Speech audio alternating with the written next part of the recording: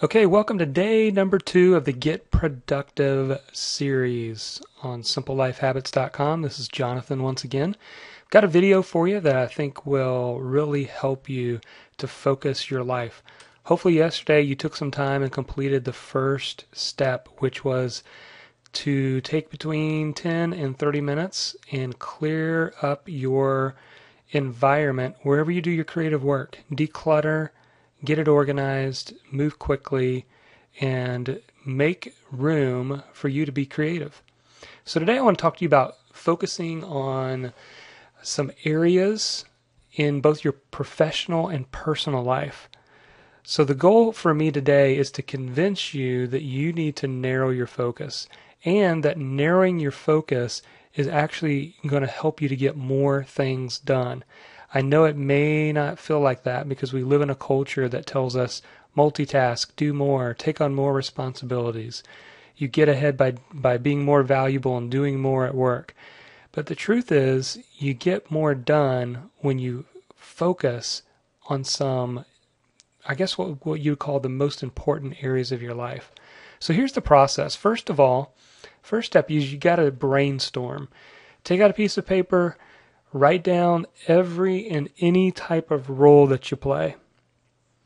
And you may end up with 12, 15, you may end up with 7 or 8, but just write down any role that you play in life, whether it's personal or professional. Now in a minute, some of those you might be able to combine into one, because obviously if you write down husband, and then you also write down father, you can combine that into family. But you see I've got some examples here between writer, blogger, personal development, accountant, speaker, manager of people, content creator, things like that. So brainstorm and jot those down. Now before I tell you how to narrow it down, let me give you a good reason why. There's quite a few books that are out there that tell us that we need to pay attention to the important roles in our life. Take, for example, 7 Habits. Covey talks about figuring out the big rocks. Put the big rocks into your weekly schedule first, and the rest can kind of sift in and fit in. But you got to start with the big rocks.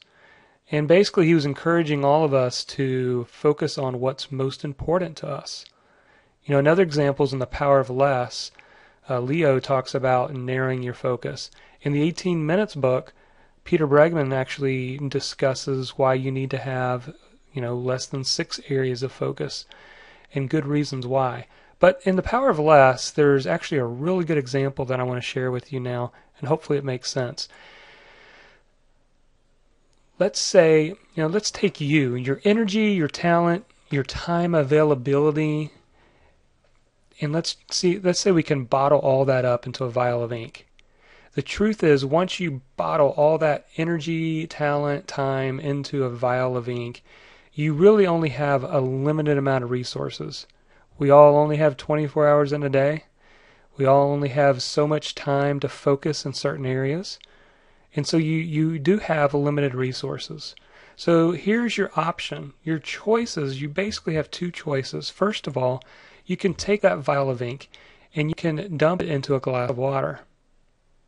Or you can take that very same vial of ink and dump it into the ocean. So the question here, and it should be obvious, is which one of those 2 options is going to have the most impact? I think you know the answer, and that is obviously the glass of water. It's going to have the most impact with dumping that vial of ink into the water. You're going to be able to see the difference. Dump into the ocean, you're not going to see much of a difference. And so the same goes with your life. As long as you are trying to be all, do all, and manage your life, just go with the flow and as it comes, you're going to have a difficult time getting things done. You're going to have a difficult time accomplishing goals that you want to set out for yourself. So my goal for you today is to decide on 6 areas of focus. So I've created a spreadsheet, and what I want you to do is download the spreadsheet, print it out, and it'll help you kind of decide on your areas of focus. I give you some instructions, And I'm going to go into giving you my specific areas of focus that might help you. But I use this first top box. I actually use that for personal development because I believe that you have to lead yourself before you can lead others or even accomplish your goals. So personally, I leave this top box for personal development. I call it sharpening the saw, which is not my own term. It actually comes from 7 Habits. And I'll be talking a little bit more in the future about kind of developing a regular daily success routine where you can sharpen the saw, be your best so that you can do your best and be your best for others.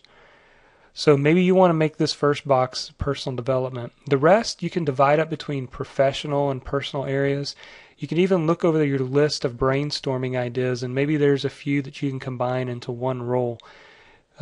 That might help you to really narrow your focus down into this list of 6. So that's my goal for you today. Print this out or just draw 6 boxes on a piece of paper and write down what those areas of focus are. And the idea here is that these 6 roles that you're about to choose for yourself, we're going to spend 95% of our day there. There's always going to be 5% that is going to be interruptions and people are going to throw things on our plate, and it's just how life is. But the rest of the time, 95% of the time, we're going to focus our day in these 6 areas, and we're going to move specifically towards some goals. We're going to set some specific goals here in the next upcoming days. So today, that's your task. Get started.